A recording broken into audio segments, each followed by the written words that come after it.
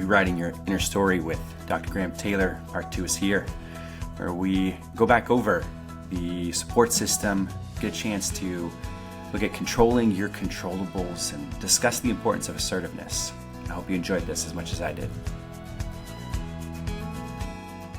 You're in a phenomenal season of your life. What a great time, man. What a great time in life. I've got 3. I remember when they were on those different stages, and I just loved every stage and every moment. And I love the moments that they're in now. My son's 31, and I just love. And my daughter's 29 this past week, and my youngest daughter's 22. And I love all the different stages we've had them, and it's a wonderful time. Your season in life is about being around other parents that are doing life together. And the cool part about, I think, being with other couples and other parents is that you kind of recognize you're not all that crazy, yourself. Yeah. You think the mayhem, it's needed. You think the mayhem in your life, man, is only about me, but no, we get to right size that, we're not all that. And so we get to kind of normalize it and recognize we're not the only ones in it. So we get to universalize it to other people. And love it. The cool part is we get to grow together. As young fathers, hey, how are you doing? What's the toughest part for you? How can I encourage you as a dad? What do you want to do this week that would uplift and edify your kids? How do you want to how do you want to build your partner up this week? What could you do? And holding each other accountable around that. Just the small little things. Maybe it's, writing a little thing on their, on their lunchtime napkin that you put in their, their lunchbox, whatever it may be, or a little sign in their book pack that they open and they get surprised with, hey, Dad's thinking about you. Yeah.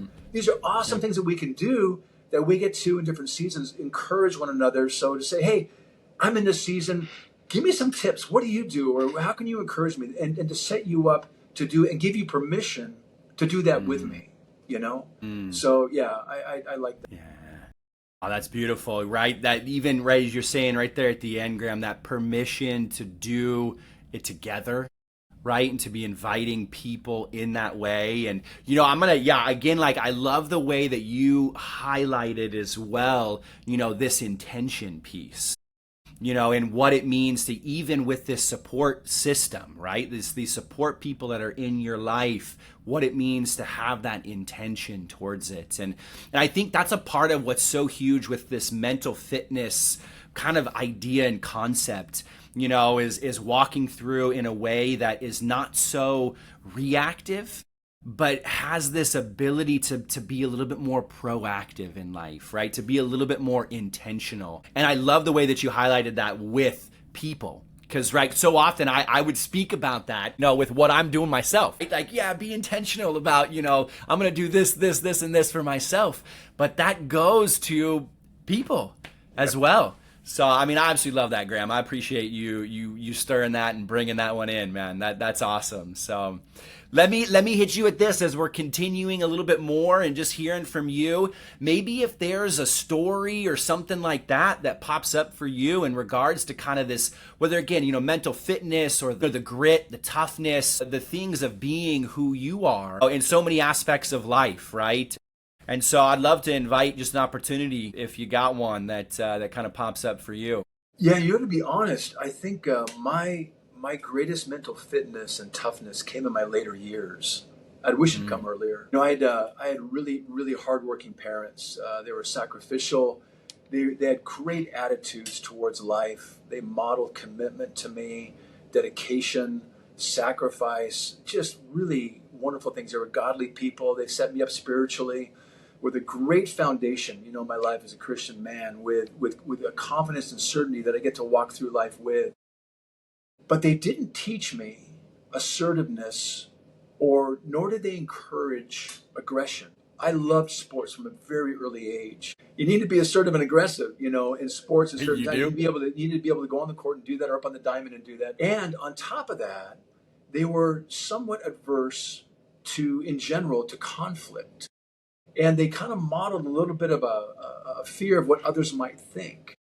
And to be honest, as much as they taught me a lot of things, and just a little side note, my dad was a great athlete. He played in the farm system for the San Francisco Giants.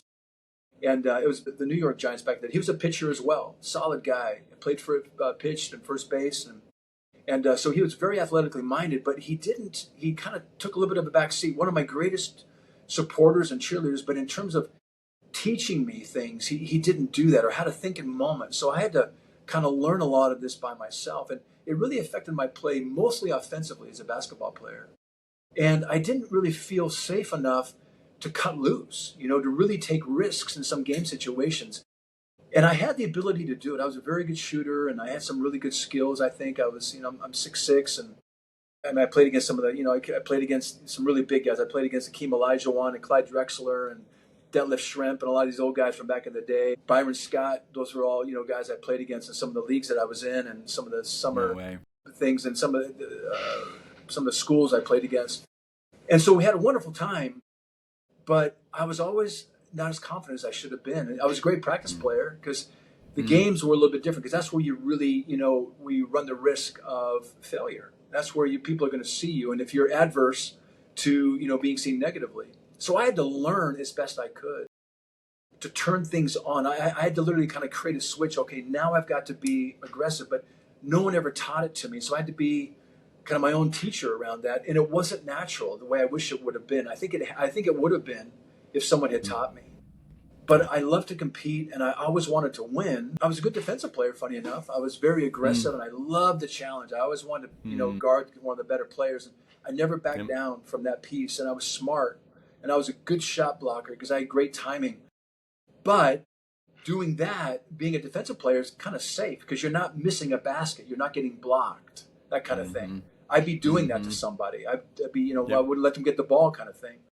What I needed was, and what I've come to now in my life is, I needed, to be honest with you, all I needed was someone, probably my coach, just to say, Graham, I want you to go past that guy today or tonight in the game. And I would have gone past him just like that. Or I want you to get 20 points tonight. And I would have found a way to do it, because I would have been thinking that I got to hit that goal, which would have been my focus, rather than avoiding the thing that I was afraid of, that if I miss, I'm going to be a disappointment. And what this comes down to here is what you said a little bit early on before we came on the show today, was about my self-meaning. And self-meaning is a really critical piece. Maybe we could talk about that in another show if I could ever want to do this again. But this idea of self-meaning, that I was afraid of being a disappointment, and if I was a disappointment, maybe people wouldn't want to be in a relationship with me in a certain way. And that goes way back in my life. And everybody has a self-meaning that we'll maybe talk about again at a later time. But I had to learn to do that. So my story now is, I have found in the years I've been coaching, I'm a psychologist now, pretty much in private practice, but I still work with some athletes. I still compete now. I'm just not on the basketball court. I just compete in different ways. And now I bring that mindset in, and I'm encouraging the folks that are my teammates to be thinking in these ways and finding ways to help bump up their performance as well as best I can in an encouraging way. And they help me so much in the same way, reciprocally. So that's kind of my story around kind of mental fitness through my athletic career, that's more powerful now, but I've been able to bring that into my work very clearly. The things I've developed, the methods I've learned, research papers I've done, the schooling itself. So it's come to me later in life, unfortunately. Man, no, and I appreciate, right, just what it means to be able to share that, the openness that's there, and just recognizing that confidence. As you're speaking about it, I mean, there's a ton of similarities that are just popping off in my head, Graham. There's no doubt in my background, and what that means to grow up. And I think, through sports, there was moments where I would say the same. I was able to find some of that assertiveness and some of that aggressiveness, but overall it was something that's missing, and something that I feel like I'm still learning. One of the things. Do you think? But do you think you're going to do something different with your kids? You got 2 girls. What are you going to do? Yeah, I mean, right? Like, that is I love that. That's a great question. I think for me, what I recognize is being able to bring it up is one. Right? Like, as I've identified it more and as I've practiced it, and we're talking, right, specifically assertiveness, aggressiveness, right? Because those other aspects of life, I would call myself, I'd put myself as more in that people-pleasing section of life. Like, that's the way that I maneuvered through a lot of situations I went through. Serviced me great in some ways. Yes. But in this particular area, it's a cost. Yes, it is a cost. It's So you get to hold up for your daughters that there's a place to be relationally sensitive and aware, but that's not going to be on the field that you're in or the court that you're on or whatever it may be. This is a whole different person over here, and they get to kind of coexist. And over here, here's this identity. I've got two kids. Two of my kids, all three of my kids play sports. One of my daughters swam, and she did some volleyball. My other two, my older two, but we're both professional athletes in volleyball. They played at the college level, and they were all Americans and just outstanding. Both volleyball players that I mentioned, and they just smacked the cover off the ball. They were phenomenal, just phenomenal. Yep. My son's 6'8", Yep. my daughter's 6'4", and just really competitive, lovely, lovely people. Just the heart of gold. I wouldn't want to be on the other side of the net with them. And I remember as they were growing up, just really watched them. And I'd like to think I have a little bit to do with that. But they also had really competitive abilities, and they had really good coaches who gave them permission and taught them how to think and showed them what they could do and emphasized their aggression with not so much like, look how you killed that ball. No. Mm-hmm. Look how you approached that ball. Look how you were effective in following through. Look at the placement of that. And really encouraging their strengths to be assertive and aggressive by being smart, by going Mm-hmm. after it, by wanting to be the Mm-hmm. best player on the court, to be recognized that you're the one they're going to remember. That's not an egotistical thing. That's an ego-based, a healthy ego. And we got to have healthy egos. We got to have a healthy sense of who we are. And we need to really buff that out to its fullest. And that's what they did so well. I'm so proud of them in doing that. That's amazing, right? And I think I love the way that you're bringing in, whether it's the difference there of parenting, in that way, and recognizing that, we can acknowledge those and be aware of them and then change. And then recognize that, hey, like this is what I walked through, and I recognize that this section was something that I was missing. And whether it's through coaches or just being aware of it, I mean, it makes such a difference to be able to have that. When you said healthy ego, right? There was almost initially one of the first thoughts that pops in my head was that idea of being humble, right? I grew up with that. I grew up with the concept of being humble, which I think in so many ways I've been able to redefine now over the years. It almost borders on the sense of being meek, humble, meek. But the idea is that the real definition of meek is strength under control, being able to control all the potential that's there, like a racehorse. You got the small reins on this powerful racehorse, and it's being able to channel and harness that rather than kind of being humble and demure and passive. It's not passive; it's control. Yeah, it's control. I absolutely love that, right? And being able to define that, because it's so, like, at least from my experience, right? As you were naming some of the things that you've walked through in life, and, it just kept on dinging for me. I'm like, yep, I felt that, right? It's just some of the similarities that I feel like you and I have, kind of connected on. Those were definitely some of them. And that assertiveness is something that, as you bring it up, and I appreciate the question, to my kids, at this age, what it means for me to really soak that in and say, how is this going to be different for them? Yeah. And getting to focus on that, as an opportunity. I'm gonna throw this out at you as well, Graham, as I know we're moving a little bit more, towards maybe the end of our time for today, but I'm saying we're definitely getting more in because there's so much, man. I absolutely love it. As you're talking about a few of these concepts, even particularly the last one that we were talking about and the assertiveness, we've talked about some of the support pieces and what that means. Or even early on, as we were talking about being comfortable in your own skin and this grit, of mental fitness, maybe a technique, one or two that for you, have really just been able to encapsulate some of those things that maybe fall into this idea of consistent routine. Yeah, I think in this season of my life, I want that everything that I do to be generative. I want it to lead to something good, whether it's my practice as a psychologist and, the lives that I'm invited to come alongside and to be as, present as I can be and to be as helpful as I can be. But in general, I think if I want to be generative, I want to identify those things that I can control, and I really want to control them. I want to control the controllables. And sometimes, as funny as it is, I want to have a good food regimen. I intermittent fast, been doing it for about 8 years now. The Okay. selections of food that I do, I supplement, vitamins, other supplements. I try and get into some basic routines. I paddle now. I do one man and six Mm, man outrigger mm. canoe. It's the canoe with the arm on the side, and I live it here in Hawaii, and it's just a wonderful sport with just steeped in tradition and wonderfulness. It's just all goodness, and so I get to do that. I get to stay in cardio and mental health shape. To be on the water in the ocean in Hawaii, man, I just died and gone to heaven. It's just wonderful. Yeah, pretty much. So it's these little things that if I can just do these little things in practice, I might want to reach in my stroke. I might want to reach 1 inch more. That's all I'm going to focus on in this practice. Or maybe I made sure that I took my supplement before I take nitric oxide before I. It's a vasodilator, helps with good oxygenation when you're.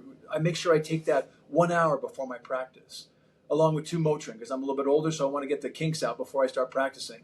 I make sure I do a good stretch. Hmm. Just little routines, small little things that when you put them together, they really come together in really good ways. I also want to be an encouragement to those that are in my canoe. I want it to be a positive canoe. I don't want to be any negativity because those things you say are going to stick. And I also want to really, this is something my son taught me. He talked about how everything has an expiration date. He said, Dad, he used to coach, he played professionally, and then he came back. He was the head coach for D1 women's volleyball team Mm, back east, Midwest okay. rather. And he's a very smart coach. His wife was also the assistant coach. She was the last person cut on the U.S. Olympic team for the volleyball setters. Not to, I think 2 Olympics ago. Phenomenal athletes, phenomenal. My grandkids are going to just be stellar, dude. That's all I'm saying right now. They're just going to be That's exciting. stellar. And on top of that, though, he taught me. He said, "Hey, Dad, everything has an expiration date." He said, "I would go into the practice with my girls, say, hey, this practice has an expiration date. What do you want to do between now and the time the practice is over?" I say that to guys in my canoe. We got an hour and a half together. What do we want to do? What do you want to focus on? Or in my mind, my therapy session with somebody is a 50-minute session. What do I want? It's going to expire in 50 minutes. How do we want to make the most of this time? Or your time with your girls. We're going to go down the park. It's going to expire by the time we get to dinner time. We got to go back home and have dinner. But what I want to do in this time, it's going to expire these different parts of our day. Can I be my fullest and my most present best in the time that I've got? And can I be proud of it at the end of the day and say, hey, you know what? I did something that was meaningful and worthwhile in the time that I had before it Big expired. time. And Yep. we get to be proud of that. That's a life that kind of keeps on building into the next moments. I love that. Man, I absolutely love that. From what it means, right, to the idea of that expiration. I mean, right, and being able to be present. You've kind of just weaved that all the way through this whole time, and that's something that I think what I have taken away from our time, as well as in this realm of mental fitness and what it means to be as present as Yeah. in these moments and soak them up. Because I think ultimately that's a spot where I speak from my experience that I walk away and I say, that was good. Good. And we That have was to say good. that. We've got to say, you know what, dude, that was good. I'm Yep. proud of myself. I walk out of some practice and I go, that was a good practice. I can feel, I don't know Yeah. about you. I don't know Yep. about you, but my weeks would go how my game Yep. day went or how my practice went. Mm. If I had a good practice, probably the next evening or the next day is going to be a good day. So that idea that we given our best, I mean, if it didn't go well, I gave my best. You're also talking about one more piece. It's that Mm. idea of what am I focusing on? Am I focusing on outcomes or am I focusing on effort? Because I can't always focus on outcomes. Outcomes, how many points I'm going to score. I can't always control that because I might have a really good defender, or maybe I woke up on the wrong side of the bed this morning, or my girlfriend broke up with me, kind of thing, or I don't know. I got a bad sandwich in the cafeteria. I can't control those things all the time, but what I can control is my effort. If I can do all these little things, put them back to back, and I do them in a routine way, if I do right things repeatedly, I'm going to develop a mastery, competence, and then a confidence. And so those kinds of things for me are the things that I can control. And my mindset too. I love Mike Tyson. He said, do the things you hate to do, but do Mm. them as though you love them. Try that Mm. on. Try it. Mm. I don't like this, but make it fun somehow. And you'll Mm. find that in a period of time, that thing you don't like doing, it's tolerable. So some good things we're talking about, man. These are fun things. Man, absolutely love it, Graham. I mean, we're gonna keep this going. There is no doubt in my mind we are going to keep this going. So I absolutely love it. And you've already kind of been able to share, some of the things that, usually trying to end the show in a way that says, hey, leaving a little bit of something, that the people that are listening and watching can grab onto. And you've already done that. I so appreciate that. Can you repeat, though, just as you were saying right there at the end, I think it was the right actions lead to, and you were going to mastery, but I want to leave that because I love the way you said that. Sure. Yeah, let's go back over the things we can't control. Identify the things that are the right things to do to reach that goal. I asked the head coach of the U.S. men's volleyball team, who was my son's coach at University of Pepperdine, Marv Dunphy, and I asked him, what separates the elites from the elite elites, the very, very top ones? And he said, those at the very top don't do anything that would distract from their ability to be successful. Nothing. Everything is in the service of. So if they got that goal, everything they do is lining up with that goal. Any deviation is an indication that, what am I doing? And so if we can identify what the right things are and do them repeatedly, small things, putting your socks on the same way every time, lacing your shoes up. John Wooden, in his earliest practices, would teach his basketball player, Kareem Abdul-Jabbar, Bill Walton, how to tie their shoes properly. Yeah. So do these right things repeatedly, and you do them back to back. You get to the place where you're going to go work out, whatever you're going to be doing. You get to the board meeting on time. In fact, you're early. Early is on time. On time is late, and late is unacceptable. So be the first there, the last there. All these things, if you do them repeatedly, it develops a mastery. And a mastery develops a competence.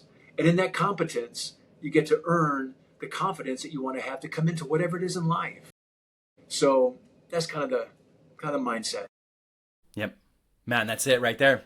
Love it. Absolutely love it. It's beautiful. So, hey, I love this. I so appreciate you being here, Graham. And like I said as well, I can't wait for this to happen again, because it will. And in that case, definitely, like you mentioned as well, we're going to have the things that, you might want to promote, but one of them, podcast, Behavioral Health Today, putting that down there. We will have that down. Hey, appreciate it all. Thank you so much for all of it. And we'll be doing this again. Can't wait. It's been a real joy to be with you as always. Thanks for having me on your show, and I look forward to it next time. So that wraps us up. Part 2 with Dr. Graham Taylor, Rewriting Your Inner Story. And I hope you enjoyed it as much as I did. Remember to subscribe or like any of the podcasts here, whether it's in a podcast format or YouTube format. And if you want to comment, leave those comments down below. There'll also be some links, some things that Dr. Graham mentioned, whether it's the Behavioral Health Today podcast. Take a listen. It's a great one. With that, remember to be curious, stay curious without judgment. Until next time.